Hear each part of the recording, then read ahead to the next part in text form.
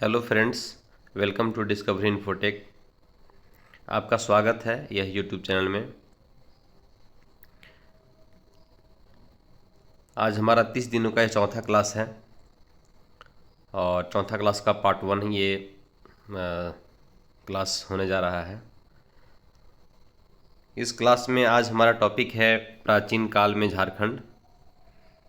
Next topic है मांझी परगना शासन व्यवस्था और रांची जिला। तो आज हम लोग आज का क्लास में 3 टॉपिक को कवर करने वाले हैं। मैं उन अभ्यर्थियों को फिर से बताना चाहूँगा जो हमारे चैनल में नए हैं कि अभी एक मास्टर क्लास का सीरीज चलाया जा रहा है जो कि 30 दिनों का है। प्रत्येक दिन 3 क्लासेस या फिर आप ये कहें कि 3 लेक्चर आपको प्रोवाइड कराया जाएगा, जो कि पार्ट 1, पार्ट 2 और पार्ट 3 के रूप में होता है। यदि मैं बात करूं पार्ट 1 का, तो पार्ट 1 में झारखंड संबंधी ज्ञान, झारखंड की जानकारी आपको इस वीडियो के माध्यम से दी जाएगी। और पार्ट 2 में जिन अभ्यर्थी का नागपुरी द्वितीय जो लैंग्वेज के रूप में है, मतलब क्षेत्रीय भाषा के रूप में जिनका नागपुरी पेपर है, तो उनके लिए क्लासेस की सुविधा है। और पार्ट 3 में कंप्यूटर एवं कंप्यूटर के साथ में जो है कि विज्ञान एवं सामाजिक विज्ञान, मतलब जीके और जीएस का जो पोर्शन है उसको कवर किया जाता है। तो इस प्रकार से हमारा एक डे का कोर्स एक डे का जो है कि क्लास कंप्लीट करने के लिए 3 वीडियो की आवश्यकता होती है। तो चलिए फिर आज हम लोग फर्स्ट डे का जो सिलेबस है या फिर फर्स्ट डे का जो टॉपिक है उसकी ओर हम लोग चलते हैं। इसका हमारा पहला जो वीडियो था, पहला जो टॉपिक था वो था प्राचीन काल में झारखंड। ठीक है, तो चलिए आज हम लोग प्राचीन काल को देखते हैं। प्राचीन काल को इसमें मुख्यतः 4 भागों में बांटा गया है। ठीक है, पहला में क्या है मौर्य काल, दूसरा में मौर्योत्तर काल, तीसरा में गुप्त काल और चौथा में गुप्तोत्तर काल। तो चलिए फिर आज हम लोग इसका जो है पहला मौर्य काल को देखते हैं। ठीक है, इसमें क्या है उस चीज़ को ज़रा हम लोग देखते हैं। तो इसमें क्या है कि मगध से दक्षिण की ओर जाने वाला व्यापारिक मार्ग झारखंड से होकर जाता है। अतः मौर्यकालीन झारखंड का अपना राजनीतिक, आर्थिक एवं सामाजिक महत्व था। ठीक है, तो इसमें क्या है कि मगध से दक्षिण भारत की ओर जाने वाला जो व्यापारिक मार्ग जो है जो झारखंड से होकर जाता था। अतः मौर्यकालीन झारखंड का अपना राजनीतिक, आर्थिक एवं सामाजिक महत्व था। ठीक है, क्या क्यों इसका महत्व था तो समझ गए, जो कि जो है मगध से दक्षिण भारत की ओर जाने के लिए जो है झारखंड का मार्ग हुआ करता था। ठीक है, अब हम आगे देखते हैं कौटिल्य का अर्थशास्त्र। कौटिल्य कहिए चाहे विष्णुगुप्त कहिए चाहे फिर उसको क्या कहिए समुद्रगुप्त कहिए ना, सभी का नाम वही था, कौटिल्य था। तो कौटिल्य का जो अर्थशास्त्र जो पुस्तक है उसके बारे में हम लोग देखते हैं। ठीक है, तो इसमें क्या चीज़ है सो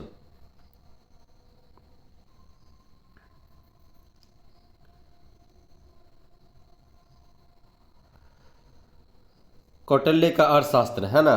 कौटिल्य के अर्थशास्त्र में इस क्षेत्र को कुकुट या कुकुट देश नाम से इंगित किया गया है। कौटिल्य के अनुसार कुकुट देश में गणतंत्रात्मक शासन प्रणाली स्थापित थी। तो इसमें देखिए कौटिल्य के अर्थशास्त्र में इस क्षेत्र को, मतलब किस क्षेत्र को, तो झारखंड के क्षेत्र को क्या कहा गया है, तो कुकुट या फिर कुकुट देश कहा गया है। ठीक है, क्या कहा गया है, तो कुकुट अथवा कुकुट देश कहा गया है। और कौटिल्य के अनुसार कुकुट देश में गणतंत्रात्मक शासन प्रणाली स्थापित थी। कौटिल्य के अर्थशास्त्र के अनुसार चंद्रगुप्त मौर्य ने आर्टवी नामक एक पदाधिकारी की नियुक्ति की थी। क्या चीज नामक, तो आर्टवी नामक, आर्टवी क्या चीज था, तो पदाधिकारी का नाम था, जिसका उद्देश्य जनजातियों का नियंत्रण, मगध साम्राज्य हेतु इनका प्रयोग तथा शत्रुओं से इनके संगठन को रोकना था। इनका ये इसका क्या चीज़ था, तो कार्य था, है ना। इंद्रनावक नदी की चर्चा करते हुए कौटिल्य ने लिखा है कि इंद्रनावक की नदियों से हीरे प्राप्त किए जाते थे। तो जो इंद्रनावक नदी की चर्चा करते हुए कौटिल्य ने क्या कहा है कि इस नदी में क्या चीज प्राप्त होते थे, तो हीरा प्राप्त होते थे। इंद्रनावक संभवतः ईव और शंख नदियों का इलाका था। तो इंद्रावक संभवतः क्या था, ईव और शंख नदियों का इलाका था। ठीक है। चंद्रगुप्त मौर्य के शासनकाल में सेना के प्रयोग हेतु झारखंड से हाथी मंगाया जाता था। और क्या होता था, तो चंद्रगुप्त मौर्य के शासनकाल में सेना के प्रयोग के लिए जो है कि झारखंड से क्या मंगाया जाता था, तो हाथी मंगाया जाता था। ठीक है। अब आगे देखते हैं इसमें अशोक के बारे में। ठीक है, अशोक का क्या इसमें रोल रहा था।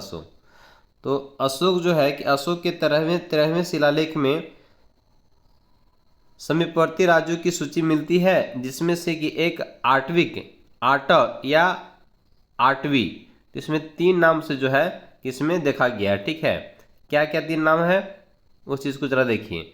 एक आटविक, आट या फिर आठवीं, है ना। तो इसमें क्या चीज़ है, बघेलखंड से उड़ीसा के समुद्र तट तक विस्तृत। ये कहाँ से कहाँ तक विस्तृत था, तो बघेलखंड से उड़ीसा के समुद्र तट तक विस्तृत, इसी का नाम इसे दिया गया था। झारखंड क्षेत्र में प्रदेश इस प्रदेश में शामिल था। अशोक का झारखंड की जनजातियों पर अप्रत्यक्ष नियंत्रण था। अशोक का जो है झारखंड की जनजातियों पर क्या था, अप्रत्यक्ष जो है, प्रत्यक्ष मीन्स होता है डायरेक्ट, अप्रत्यक्ष मतलब इनडायरेक्ट रूप से इसमें क्या क्या था, तो नियंत्रण था। अशोक ने पृथ्वी कलिंग शिलालेख द्वितीय में वर्णित है कि इस क्षेत्र की अविजित जनजातियों को मेरे धर्म का आचरण करना चाहिए ताकि वे लोक व परलोक प्राप्त कर सके। तो अशोक के पृथक कलिंग शिलालेख में ये वर्णित था। ठीक है, कि यहाँ के लोगों को धर्म जो है ना, मेरे आचरण को उनको अपना आचरण करना चाहिए ताकि वे लोक और परलोक प्राप्त कर सके। अशोक ने झारखंड में बौद्ध धर्म के प्रचार हेतु रक्षित नामक अधिकारी को भेजा था। झारखंड में किसको भेजा था, तो रक्षित को भेजा था। कौन, तो अशोक।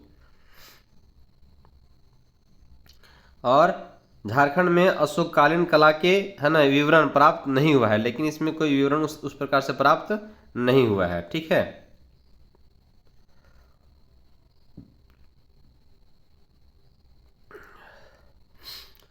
अब आगे देखते हैं मौर्योत्तर काल।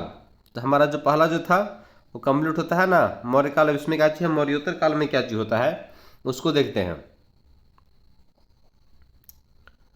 ठीक है, तो मौर्योत्तर काल में विदेशी आक्रमणकारियों ने भारत में अपने अपने राज्य स्थापित किए।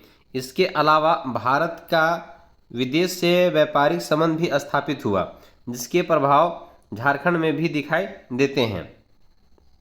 अब आगे देखते हैं सिंहभूम में। तो सिंहभूम से क्या चीज़ हुआ था, तो रोमन साम्राज्य के सिक्के, है ना।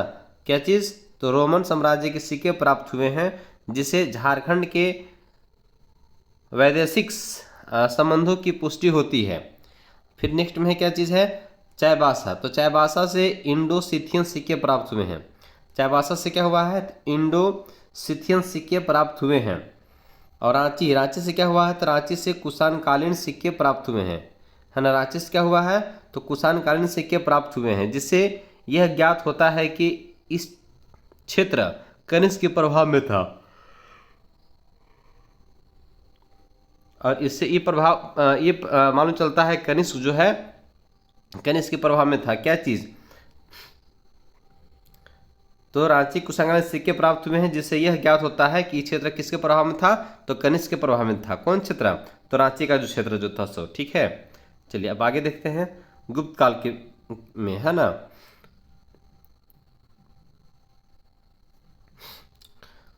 अगला क्या हम देखते हैं, गुप्त काल।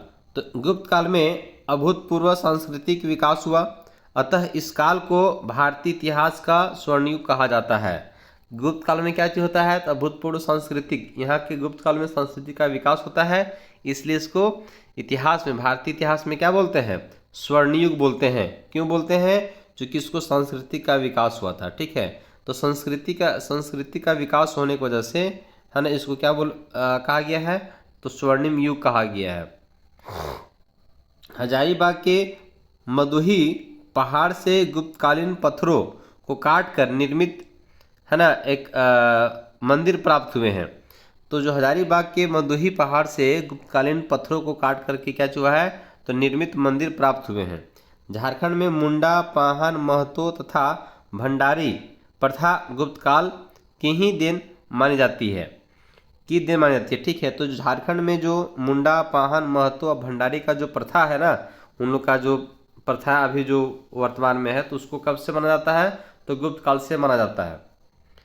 चलिए फिर हम आगे देखते हैं समुद्रगुप्त की कहानी, है ना। समुद्रगुप्त इसमें क्या चीज़ कहानी है झारखंड में, तो गुप्त वंश का सर्वाधिक महत्वपूर्ण शासक समुद्रगुप्त था। बात सही है। तो गुप्त वंश का सर्वाधिक महत्वपूर्ण शासक कौन थे, तो समुद्रगुप्त थे। इसे भारत का क्या कहा जाता था, तो भारत का नेपोलियन भी कहा जाता था। किसको, समुद्रगुप्त को। समुद्रगुप्त को क्या कहा जाता था, तो भारत का नेपोलियन कहा जाता था। और गुप्त वंश में अगर बात किया जाए तो सर्वाधिक महत्वपूर्ण किसका था, तो गुप्त वंश का था, समुद्रगुप्त का था। इसके विजयों का वर्णन प्रयाग प्रशस्ति जो लेख है ना, उसमें इसका वर्णन कहाँ पे है, या इसी को कहते हैं इलाहाबाद प्रशस्ति। तो इलाहाबाद में जो इलाहाबाद प्रशस्ति है या प्रयाग प्रशस्ति है, तो इसमें इनका क्या मिलता है, तो वर्णन मिलता है, लेख मिलता है। प्रयाग प्रशस्ति के लेखक है ना हरिसेन है। इस विजयों में से एक आठविक विजय भी था। क्या था, एक आठविक विजय भी था। झारखंड प्रदेश इसी आठवीं प्रदेश का हिस्सा था, और झारखंड प्रदेश क्या था, तो इसी आठवीं प्रदेश का हिस्सा था। इससे है ना स्पष्ट होता है कि समुद्रगुप्त के शासनकाल में झारखंड क्षेत्र उसके अधीन था, ठीक है। अब आगे देखते हैं कि समुद्रगुप्त ने पुंड्रवर्धन को अपने राज्य में मिलाया, जिसे झारखंड का विस्तृत क्षेत्र शामिल था। समुद्रगुप्त ने क्या किया, तो पुंड्रवर्धन को अपने राज्य में मिलाया, जिसमें झारखंड का विस्तृत क्षेत्र शामिल था, ठीक है।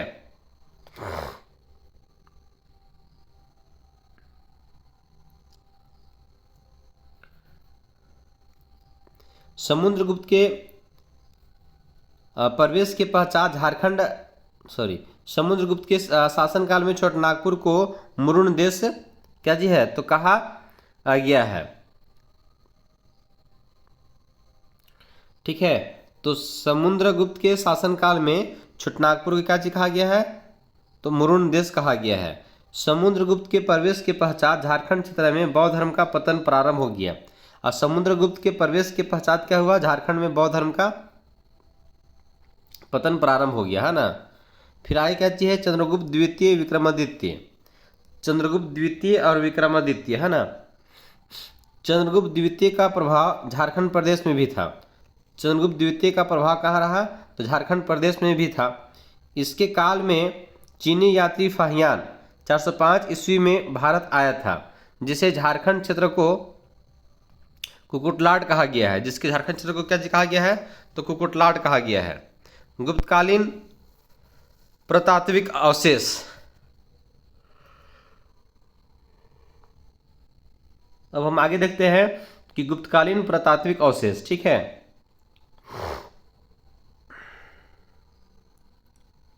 कहाँ से क्या चीज पाया गया है, तो अभी हम देखे थे मदुही पहाड़। मदुही पहाड़ कहाँ है, हजारीबाग में है। यहाँ से क्या पाया गया है, तो पत्थर को काटकर बनाए गए 4 मंदिर, ठीक है। तो यहाँ से पत्थर को काट करके जो 4 मंदिर बनाए गए हैं, ये चीज़ प्राप्त हुआ है। सतगावा कहाँ है, तो ये कोडरमा जिला में पड़ता है, ठीक है। यहाँ से क्या प्राप्त हुआ है, तो मंदिर के अवशेष, है ना। तो कब के, तो उत्तर गुप्त काल से संबंधित मंदिर के अवशेष प्राप्त हुए हैं। कहाँ से, तो सतगावा से। पिठोरिया जो कि रांची में है, रांची जिला के रांची में ही पिठोरिया है। यहाँ से क्या प्राप्त हुआ है ना, तो पहाड़ी पर स्थित कुआं। पहाड़ी पर स्थित कुआं जो है एक्चुअली टैगोर हिल में ही है, पहाड़ के ऊपर में कुआं है, ठीक है। तो जो कि पिठोरिया में है।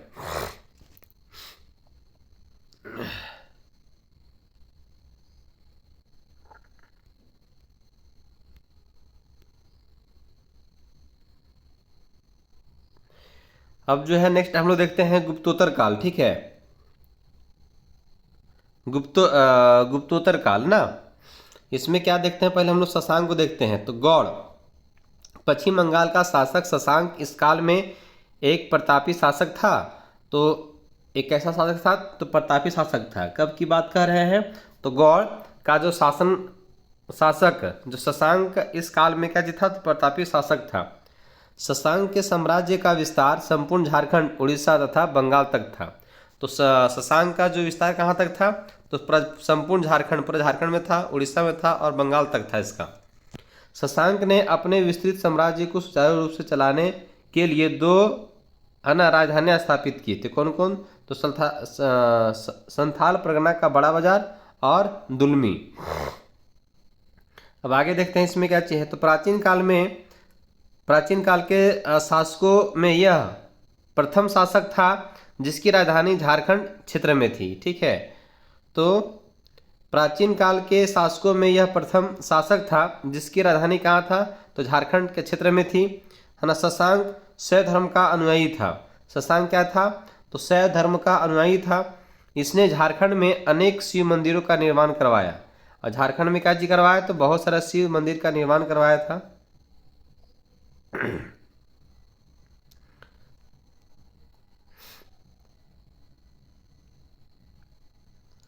शशांक के काल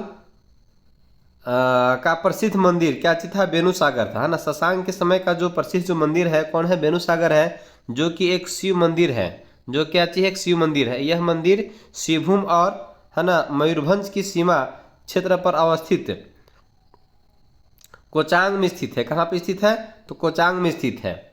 शशांक ने बौद्ध धर्म के प्रति क्या चीज हुआ, असहिष्णुता की नीति अपनाई, जिसका उल्लेख क्या चीज ह्वेनसांग ने किया था। तो शशांक ने बौद्ध धर्म के प्रति क्या हुआ था, असहिष्णुता की नीति अपनाई थी, जिसका उल्लेख कौन किया है, तो ह्वेनसांग ने किया है। शशांक ने झारखंड के सभी बौद्ध केंद्रों को नष्ट कर दिया था। शशांक और क्या क्या था, तो सारा बौद्ध केंद्रों को क्या चीज नष्ट कर दिया था। और बौद्ध केंद्र को नष्ट करते हुए, यानी इस तरह से बौद्ध और जैन धर्म के स्थान पर हिंदू धर्म का महत्व स्थापित हो गई। तो शशांक क्या चीज किया था, सारा जो है बौद्ध वृक्ष कटवाया भी था, शशांक ही कटवाया था, है ना। जो आपका गया का जो बौद्ध वृक्ष है उसको कौन कटवाया था, शशांक कटवाया था। और जितना भी आपका बौद्ध या जैन का जो स्थान था वहाँ तहस नहस करके शिव मंदिर का स्थापना करने का काम करता था ये।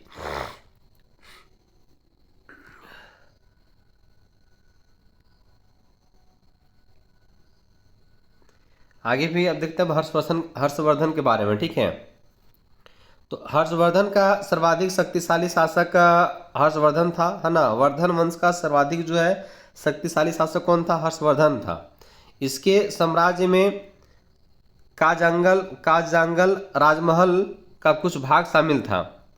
काजांगल में इसका हुआ राजमहल का जो भाग था उसी को काजांगल कहते थे, भाग शामिल था। काजांगल मतलब राजमहल में ही हर्षवर्धन ह्वेनसांग से मिला। और हर्षवर्धन और ह्वेनसांग का मुलाकात कहाँ होता है, तो ये होता है आपका कहाँ पे, तो राजमहल में होता है। ह्वेनसांग ने अपने यात्रा वृत्तांत में राजमहल की चर्चा की है। और अपने ह्वेनसांग जो है अपने यात्रा वृत्तांत में किसका चर्चा किए हैं, तो आपका किसको किया है, तो हर्षवर्धन का, है ना। वृत्तांत राजमहल की भी चर्चा किया है, तो राजमहल का भी किया है और हर्षवर्धन का भी किया है। अब इसमें अन्य तथ्य में क्या चीज सो देखते हैं। हर एक वंश का शासक बिंबिसार झारखंड क्षेत्र में बौद्ध धर्म का प्रचार प्रसार करना चाहता था। ठीक है, नंद वंश के समय झारखंड मगध साम्राज्य का हिस्सा था। और नंद वंश के समय क्या था, झारखंड जो है मगध साम्राज्य का हिस्सा था। ठीक है,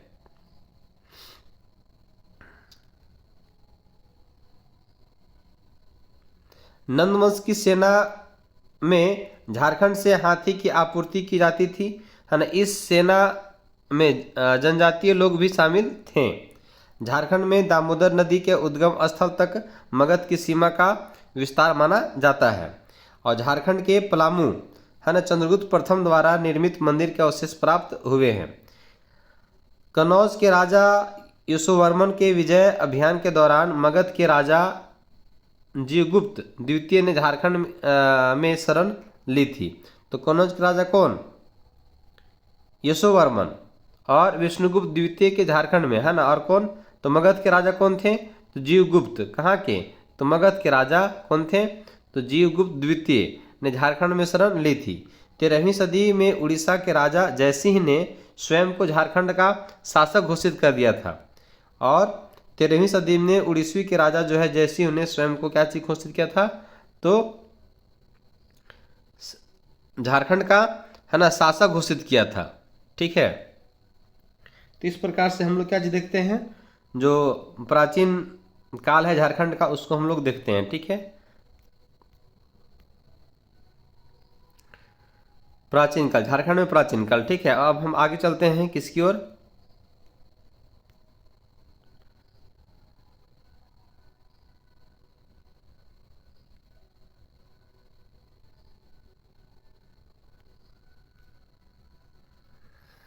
मेरा जो नेक्स्ट जो टॉपिक है क्या है, तो मांझी परगना शासन व्यवस्था, है ना।